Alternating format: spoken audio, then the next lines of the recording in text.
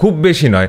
আপনি যদি অল্প একটু বিশ্ব রাজনীতির দিকে খেয়াল করেন তবে দেখবেন যে সারা পৃথিবী জুড়ে বামপন্থা বা উদারপন্থা এবং সাথে বাম ইসলামিক পন্থার একটা খুব তাড়াতাড়ি এবং স্বাভাবিক মৃত্যু ঘটছে। পৃথিবী জুড়ে দক্ষিণপন্থার উত্থানটা একেবারে উল্কা গতিতে হচ্ছে। একদম পূর্বে যদি দেখি জাপানের সানায়ে তাকাইচি অত্যন্ত দক্ষিণপন্থী। We start in Japan, where the parliament has elected the country's first female prime minister. Sanae Takaichi took over as head of the ruling Liberal Democratic Parliament. Takaichi is seen as a hardline conservative who supports traditional gender roles as well as a hawkish foreign policy. ভারতে নরেন্দ্র মোদী আর ইসরায়েলের Netanyahu এদের কথা সবাই জানি, আলাদা করে বলার কোনো দরকারই নেই। চীনের শি জিনপিং নামেই কমিউনিস্ট পার্টি আদতে চূড়ান্ত দক্ষিণপন্থী।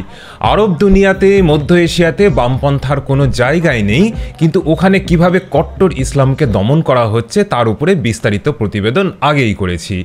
ইউরোপে আসি এবার, বামপন্থার জন্মভূমিতে Italy, Giorgio Meloni. It's widely expected that Italy will soon have its first female prime minister, leading the most far-right government since the Second World War. Giorgia Meloni, leader of the Brothers of Italy party, promised to govern everyone. কেউ কেউ বলেন যে Benito মুসোলিনির পর এই রকম দক্ষিণপন্থী নেতা ইতালিতে আর আসেনি। মুসলিম অনুপ্রবেশকারীদের বিরুদ্ধে বলতে গেলে এক ধরনের জেহাদি ঘোষণা করেছেন। একই চিত্র ফিনল্যান্ডে, যেখানে প্যাটেরি অর্পোর নেতৃত্বে অতি দক্ষিণপন্থী এখন ক্ষমতাতে। Finland's opposition Conservative leader Petteri Orpo has claimed victory in Sunday's election. হাঙ্গেরিতে ভিক্টর ওরবান এবং তার নেতৃত্বে Fidesz party. Viktor Orban, again the big winner in Hungary's elections. His populist far-right Fidesz party again. নেদারল্যান্ডের দক্ষিণপন্থী নেতা girth উইল্ডার দ্বিধাহীনভাবে বলেছেন যে তিনি দেশের মধ্যে কোনো রকম মুসলিমকে বাইরের থেকে ঢুকতে দেবেন না।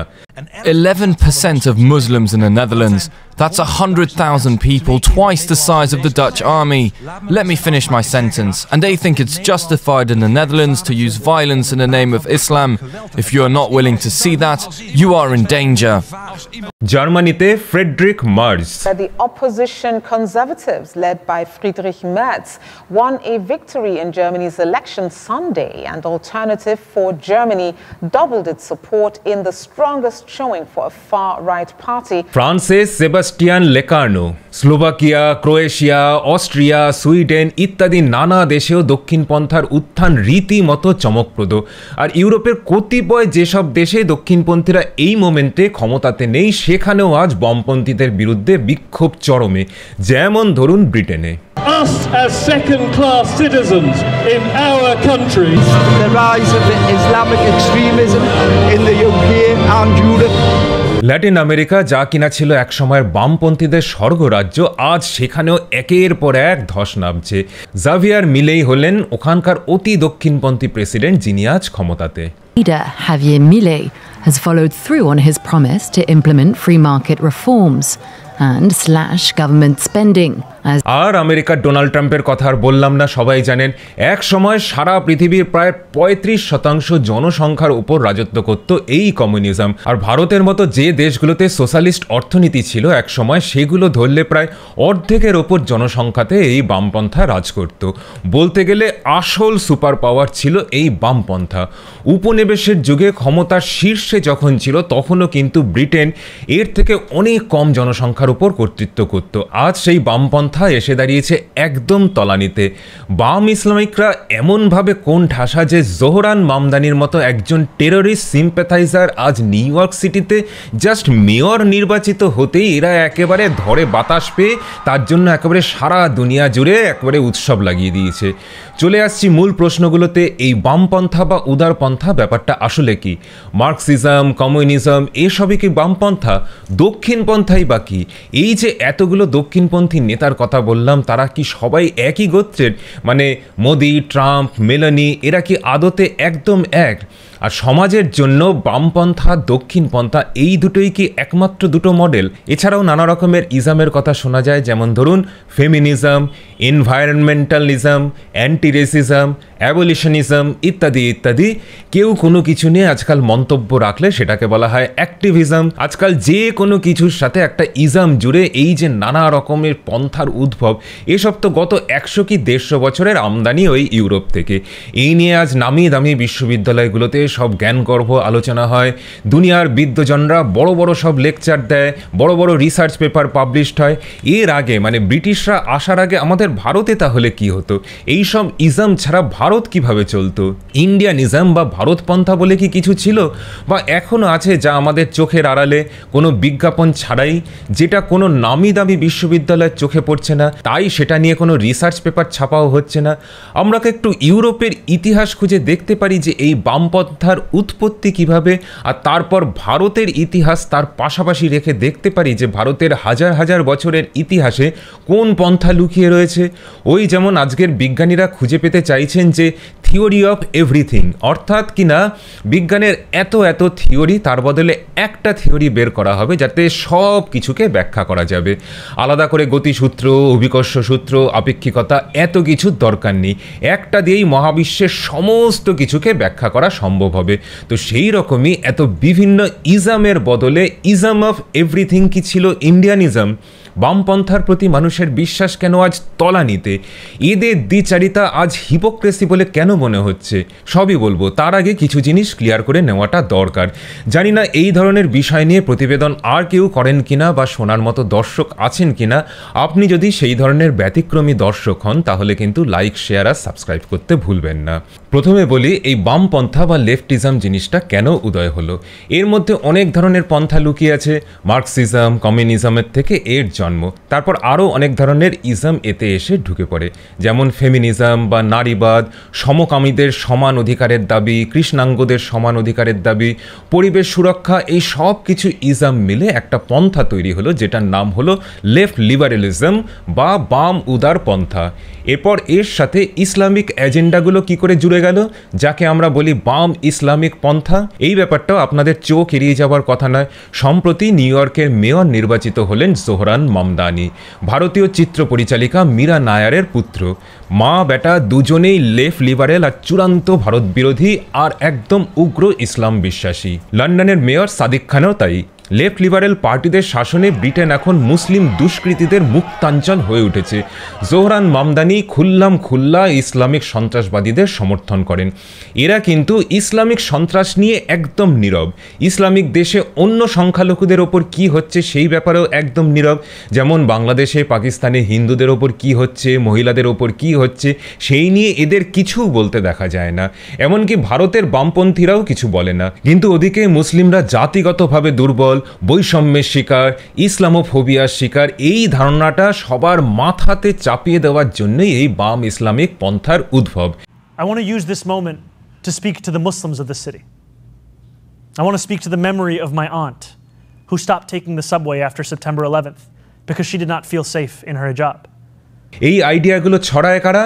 বিভিন্ন ইন্টেলেকচুয়ালরা, college, university, media personality, Hollywood, Bollywood সেলিব্রিটিরা। আর এদের পেছনে টাকা ঢালে কারা? সৌদি আরব, কাতার ইত্যাদি দেশগুলো। এরা হলিউড, পশ্চিমের ইউনিভার্সিটিগুলোতে প্রচুর পয়সা ঢালে যাতে তারা এই মুসলিমদের একটা বিশ্বজুড়ে নিপীড়িত জাত এরকম একটা ধারণাকে ছড়িয়ে দেয়। মুসলিমরা ইসলামোফোবিয়ার শিকার এইরকম একটা গল্প তৈরির চেষ্টা করে। অপরদিকে এই মুসলিমদের দেশে নারীদের উপর কি হচ্ছে, সমকামীদের উপর কি হচ্ছে, এটা নিয়ে কিন্তু বাম ইসলামিকরা নীরব। সেই ব্যাপারে বিস্তারিত আরও পরে বলবো। তার আগে আরও কয়েকটা জিনিস একটুখানি ক্লিয়ার করে নিতে হবে। বামপন্থা তো বোঝা গেল, এবার ডানপন্থা বা দক্ষিণপন্থা কি? এটার উত্তর এক কথাতে, যেটা বামপন্থা নয় সেটাই ডানপন্থা। হ্যাঁ, হাস্যকর শুনতে লাগলেও এটাই উত্তর। মনে রাখবেন যে কোনো একমুখী পন্থা দুনিয়াকে দুটো ভাগ করে, আমাদের দলে নাকি আমাদের দলে নয়। যেমন ইসলামে মানুষ দুরকম, মুসলিম আর কাফের। এবার কাফের কারা? সহজ উত্তর, যারা মুসলিম নয়। তার মধ্যে হিন্দু, খ্রিস্টান, ইহুদি, বৌদ্ধ, কমিউনিস্ট সবাই আছেন। এরা কি সবাই এক? নয়।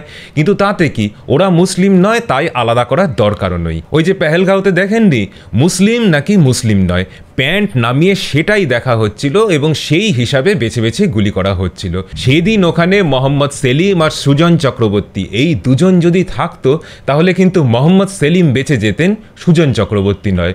ওনারা দুজনেই কমিউনিস্ট, মুসলিম প্রেমী, পাকিস্তান প্রেমী এবং হিন্দু বিদ্বেষী। কিন্তু মুসলিমদের কাছে বিভাজনের যে লজিকটা সেটা কিন্তু একদম সরল একটা সমীকরণ। তো বামপন্থীদের কাছেও ব্যাপারটা একই, যে বামপন্থী নয় সেই দক্ষিণপন্থী, ফ্যাসিস্ট ইত্যাদি ইত্যাদি। যেমন ধরুন কংগ্রেস পার্টি তো চিরকালই সোশ্যালিস্ট পার্টি, কিন্তু 2004-এর আগে পর্যন্ত মার্ক্সবাদী দলগুলো ছিল শুধু বামপন্থী, আর কংগ্রেস কিন্তু দক্ষিণপন্থী, বুর্জোয়া পার্টি ইত্যাদি ইত্যাদি। এখন যখন কংগ্রেস সিপিএম এক হয়ে গেছে তখন কংগ্রেসও লেফট ব্লকের মধ্যে ঢুকে পড়েছে। তো ভারতে দক্ষিণপন্থী সংজ্ঞা হলো যাদেরকে মার্ক্সবাদী পার্টিগুলো অপছন্দ করে। বামপন্থার একটা দিক হলো ওয়েলফেয়ার, মানে জনকল্যাণমূলক নানা প্রকল্প।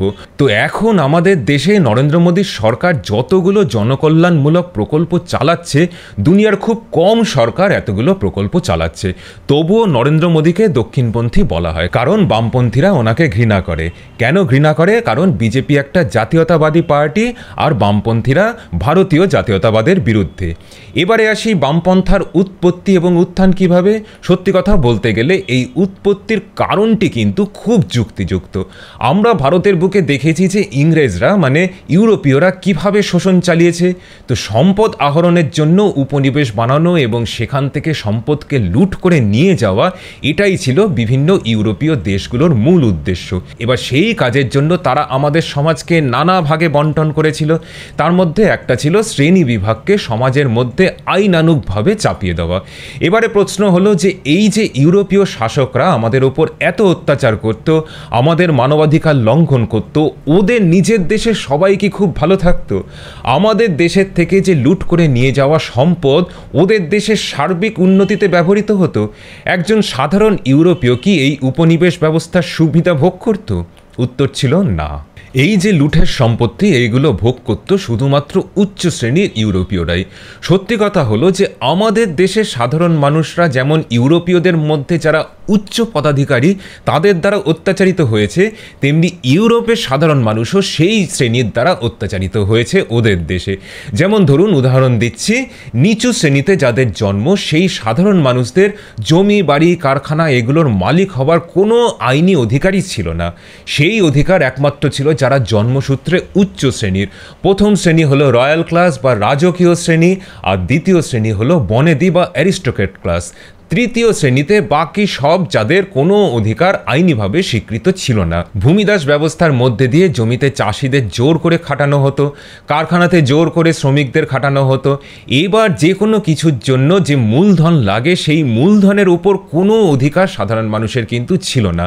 সেই মূলধন থেকে যে মুনাফা লাভ হতো তাতেও ওই নিচু শ্রেণীর লোকদের কোনো অধিকারই ছিল না। এই সামাজিক শ্রেণী বিভাজনের মধ্যে দিয়ে মূলধন বা ক্যাপিটালের ওপর অধিকার এবং তার সাথে তার থেকে যে লভ্যাংশ তাকে কুক্ষিগত করে রাখার যে ব্যাপারটা, সেটাকেই কমিউনিস্টরা বলে ধনতন্ত্র বা ক্যাপিটালিজম।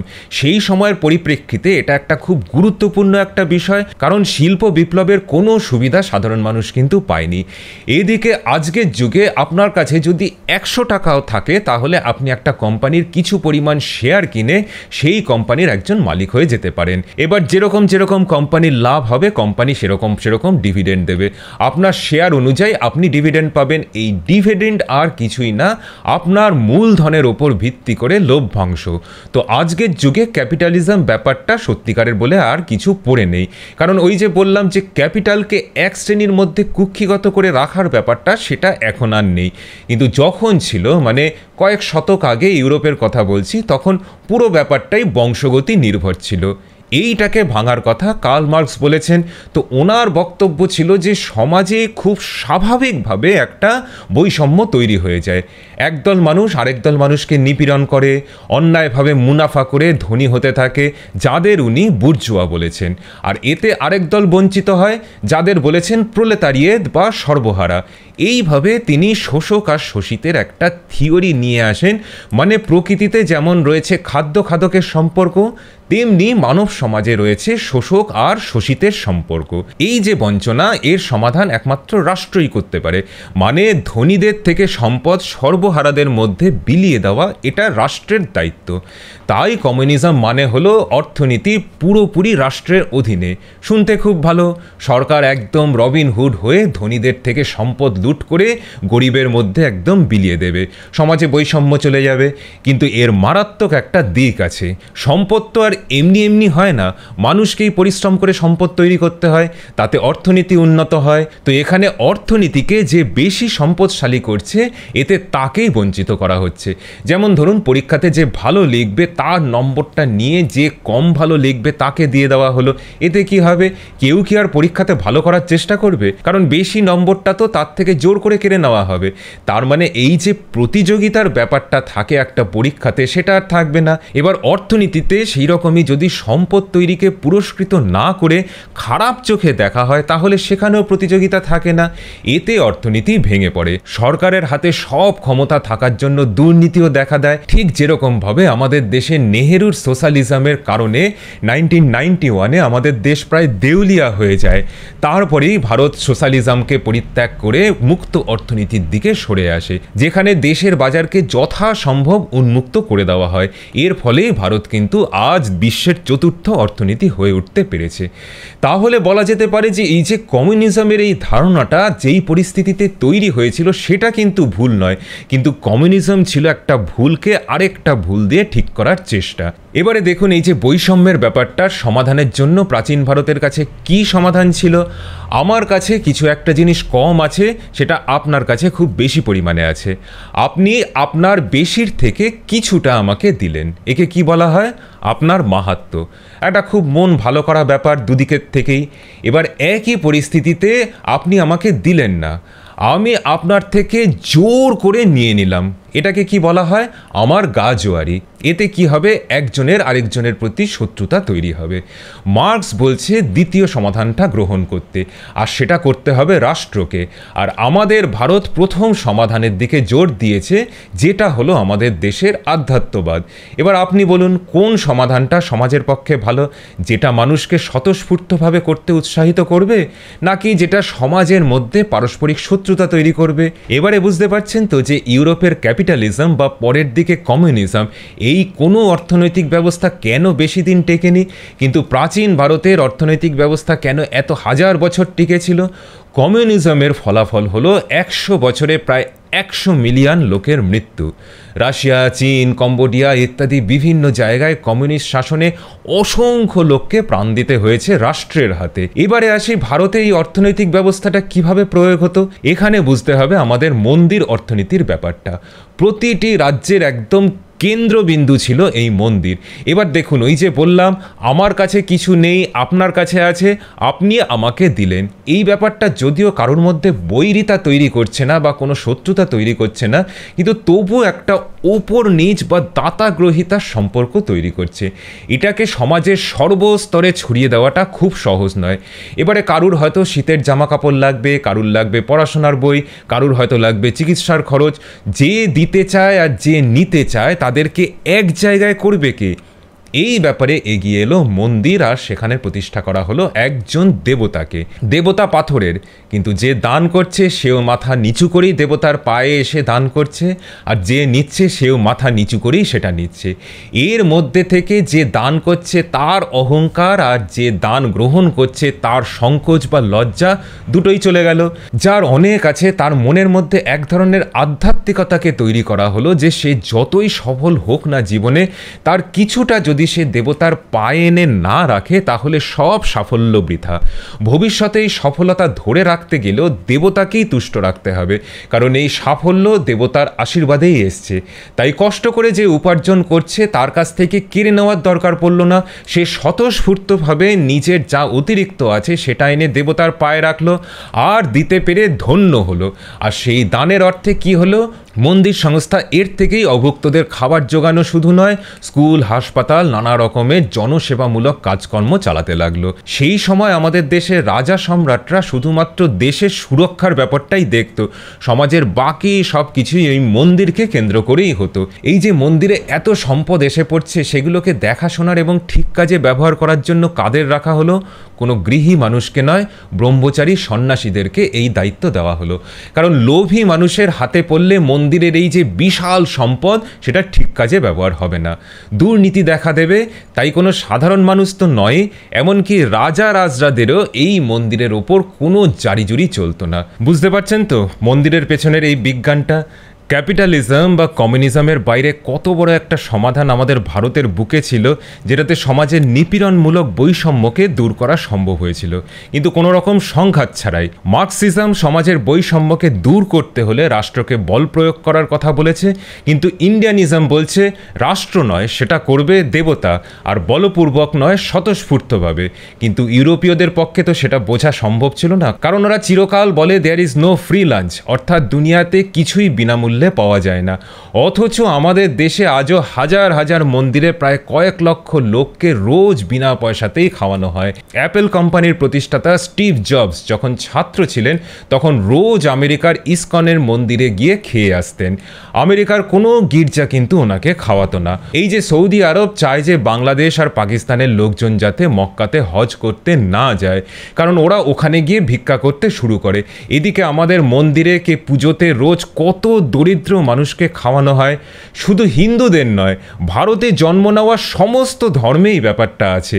শিখদের লঙ্গরখানাও সেরকমই একটা উদাহরণ। কোনো ভিখারিকে মন্দির প্রাঙ্গণ থেকে বিতাড়িত করা হয় না। সৌদি যেখানে গরিব মুসলিমদের ধর্মস্থানে অবাঞ্ছিতভাবে, সেখানে আমরা দরিদ্র নারায়ণের সেবা করি সমস্ত মন্দিরে এবং পুজোর সময়, জাত ধর্ম নির্বিশেষে। আর শুধু তাই নয়, এই যে খাবার বিতরণ করা হয় সেটা কিন্তু দেবতার প্রসাদ বলে বিতরণ করা হয়।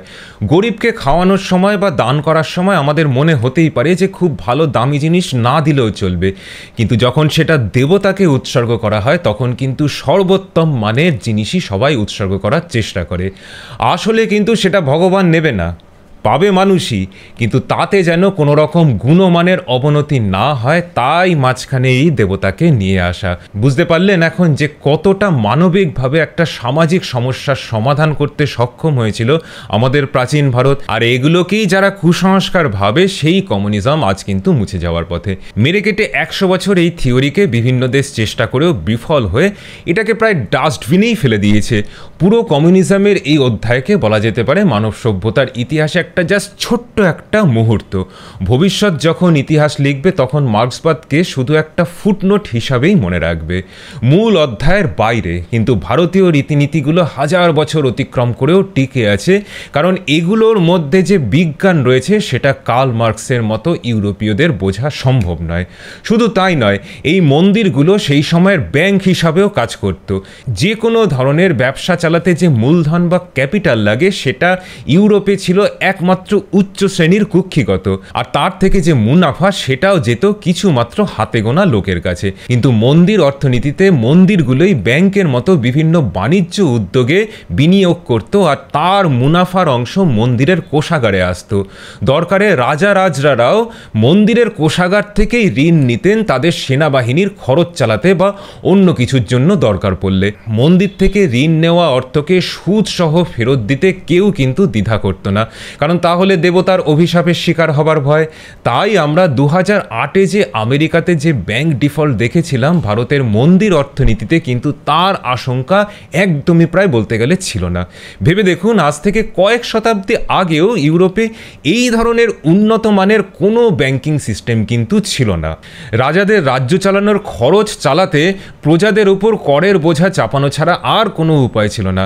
আর তখন ভারতে একটা উন্নত অর্থনৈতিক ব্যবস্থা তৈরি হয়েছিল এই মন্দিরকে কেন্দ্র করে, যা রাজা রাজরা থেকে শুরু করে ব্যবসায়ী শুধু নয়, এমনকি সমাজের দরিদ্রতম মানুষটিরও পাশে দাঁড়াতো।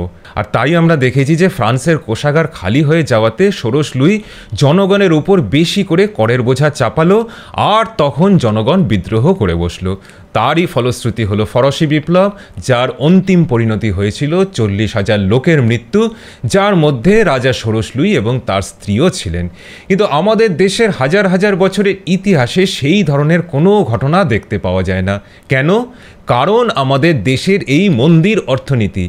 আর এই জন্যই দেখবেন যে মুঘলদের থেকে শুরু করে সুলতান মাহমুদ কি আলাউদ্দিন খিলজি এরা সবাই বেছে বেছে মন্দিরগুলোকেই আক্রমণ করত। কারণ প্রাচীন ভারতে রাজ্যগুলোর বেশিরভাগ সম্পদ রাজা রাজরাদের কোষাগারে নয়, জনগণের হয়ে একে রক্ষা করত মন্দিরগুলো, যাতে অর্থনীতি শুধুমাত্র কতিপয় লোকের কুক্ষিগত না থাকে। আর মন্দিরকে লুট করে চলে যাওয়া শুধু নয়, একদম গুঁড়িয়ে দিয়ে যেত এরা। কারণ একজনকে যদি চূড়ান্ত আঘাত করার দরকার পড়ে তখন তার বুকে ছুরি মারা হয়, কারণ সেখানে হৃৎপিণ্ডটা আছে। তো এই মন্দিরগুলো ছিল সমাজের হৃৎপিণ্ড। দুঃখের ব্যাপার হলো যে এই মন্দির ব্যবস্থা আজ পুরোপুরি ভেঙে পড়েছে ইসলামিক শাসনের প্রভাবে এবং তারপরে ব্রিটিশ আমলে। এখন মন্দিরগুলো শুধুমাত্র পুজো দেবার জায়গা ছাড়া আর কিছু নয়। এবারে ফিরে আসে এই বাম রাজনীতির কথাতে। কমিউনিজমের যখন সার্বিক পতন হলো তখন এই বাম রাজনীতি কিভাবে নিজেকে পরিবর্তন করলো? বিভিন্ন দেশে তখন শ্রেণীগত বৈষম্য লোপ পেয়েছে। বিশ্বের বিভিন্ন দেশ মুক্ত অর্থনীতিকেই গ্রহণ করতে শুরু করে। তখন টিকে থাকতে বাম রাজনৈতিকরা বলতে শুরু করলো যে না, শুধু জন্মগত শ্রেণী বৈষম্য নয়, সমাজে জন্মগত আরও বৈষম্য আছে। যেমন নারীরা, যেমন কৃষ্ণাঙ্গরা অথবা সমকামীরা এই বৈষম্যের শিকার। এদেরও দরকার বিশেষ সুযোগ সুবিধা, না হলে এরাও শোষিতের দলে। এছাড়াও রয়েছে পশু সুরক্ষা, পরিবেশ সুরক্ষার মতো ব্যাপারগুলো। এবারে দেখা যাক এইগুলো কেন ভারতে দরকার পড়েনি। কারণ ভারতে মেয়েদেরকে দেবী হিসাবে পুজো করা হয়ে থাকে, জন্তু জানোয়ারকে, পরিবেশকে, সব কিছুকে ঠাকুর হিসাবে পুজো করা হয়। মানুষ যাতে লোভী হয়ে কোনো দুর্বল জিনিসকে আঘাত না করে তার জন্যই এত দেবদেবী রয়েছে। তাদের বাহন, তাদের বিভিন্ন অবতার, বিভিন্ন জীবজন্তু হতো। কোনো রকম স্লোগান ছাড়া, বড় বড় থিওরি ছাড়া শুধুমাত্র এইভাবে সব ধরনের ইজমকেই প্রাচীন ভারত সফলভাবে প্রয়োগ করেছিল। তাই বলা যেতে পারে যে সব ইজম আসবে যাবে, সমুদ্রের বুকে বুদবুদের মতো জেগে উঠবে, আবার মিলিয়েও যাবে। কিন্তু ভারত আর ইন্ডিয়ানিজম অথবা ভারতপন্থা সীমাহীন সমুদ্রের মতো কালজয়ী হয়ে থেকে যাবে। আজকের মতো এপিসোড এখানেই শেষ করছি। যেতে যেতে অনুরোধ করব, যদি এপিসোডটি ভালো লেগে থাকে তাহলে কিন্তু লাইক, শেয়ার আর সাবস্ক্রাইব করতে ভুলবেন না। নমস্কার, ভালো থাকবেন।